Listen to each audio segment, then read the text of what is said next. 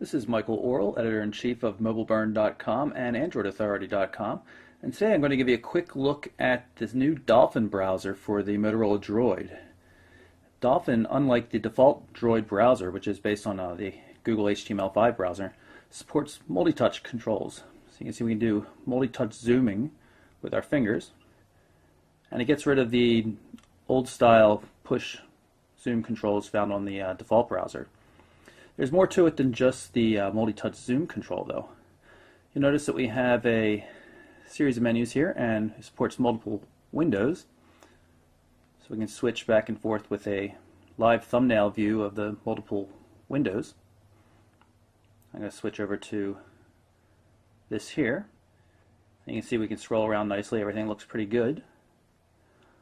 You'll notice, though, in the corner, there's a little hand indicator here. If I pull that up, it brings up a gesture area that I can use to put in other controls. I just put in the back control, and this happens to be pulling up another version, another page on the Android.com site, and I go back one further, and we go back to Android Authority. You can put in all sorts of different gestures, like I defined one for stop, and if I pull up right here, you can see the list of all the gestures that are possible, including some of the ones that are already pre-done. Another really nice feature is the ability to select text.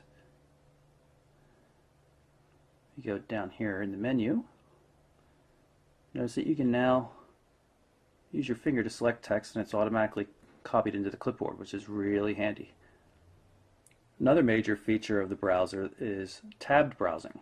Now, instead of double tapping on the screen causing the zoom control to activate, double tapping brings up the tab controls on the Dolphin browser. Now you can see the user interface needs a lot of work yet. It's kind of clunky looking. Things aren't lining up the way they're supposed to. But in general, it's working.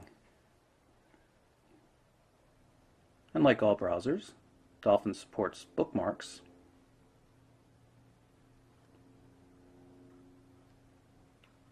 And it has other features like sharing, which is quite nice. So you can quickly share a URL with any of a number of different sites and systems.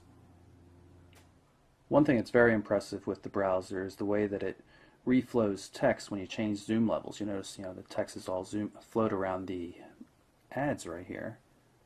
If I zoom in tighter, though,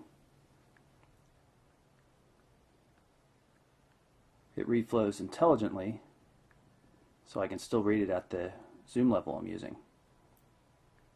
Zoom out a bit more, though, and you'll see it reflow around the ad again, which is really impressive. Not something we haven't seen before, but some rendering issues. You can see on this YouTube video, it's a embedded flash video. It doesn't come up right. If you reload the page, it'll look right, but there's no embedded flash anyway. It's just support for using the external YouTube client. But there's still some minor rendering problems like that, but so far nothing I've seen that really affects or impacts the way you use it. Again, UI glitches and things like that, but really pretty cool system overall.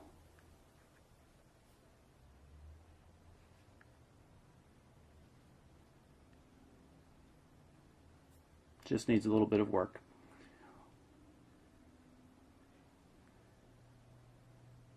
Go through some of the settings on the browser. You can see there'll be themes available in the future. Don't appear to be any right now. You can edit the gestures as I've shown you. You can change where the gesture control shows up. Also, an interesting thing, you'll notice in the notification area there's a couple of RSS icons. This comes from the browser. Every time you browse to a new site that has an RSS feed, it offers to add it to your Google Reader account. Now, unfortunately, it does this every time, even if you turn it down. So probably best to turn off that feature right now. So you have my quick look at the Dolphin web browser for the Motorola Droid. Very nice piece of software. Still in progress. It still needs some tweaks and things like that, but you can see it's got an awful lot of promise and does a lot of things that the default browser just doesn't support. So for now, I'm Michael Orrell for MobileBurn.com and AndroidAuthority.com.